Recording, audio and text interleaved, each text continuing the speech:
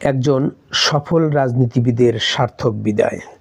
চলে গেলেন সিরাজগঞ্জ জেলার শাহজাদপুর উপজেলার কৈজুরি গ্রামের কৃতি সন্তান আলহাজ নুরুল ইসলাম তালুকদার বা চান মিয়া তালুকদার।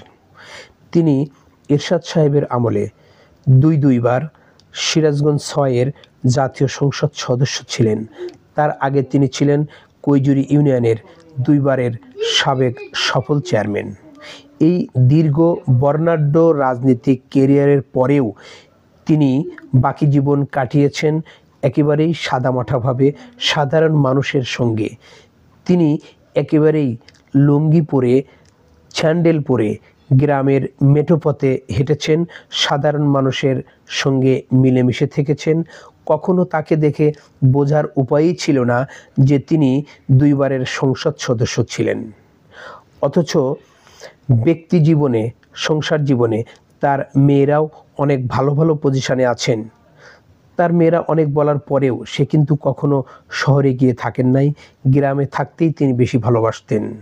এই দীর্ঘ ক্যারিয়ারে কখনো তাকে রাজনৈতিক হয়রানির শিকার হতে হয় নাই, মামলার শিকার হতে হয় নাই, প্রতিহিংসার শিকার হতে হয় নাই। জীবনে কোনো লোভ লালসা তাকে কখনোই ঘিরে রাখতে পারে নাই।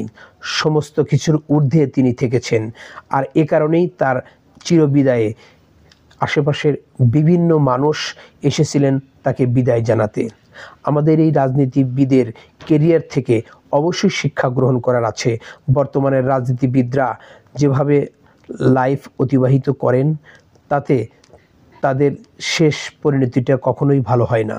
আমরা চাই চান মিয়া তালুকদারের মতোই প্রতিটি রাজনীতিবিদের এই বর্ণাঢ্য কেরিয়ার হোক, মানুষের কাছে ভালোবাসায় চির বিদায় নিক। ভালো থাকবেন চান মিয়া তালুকদার। ধন্যবাদ।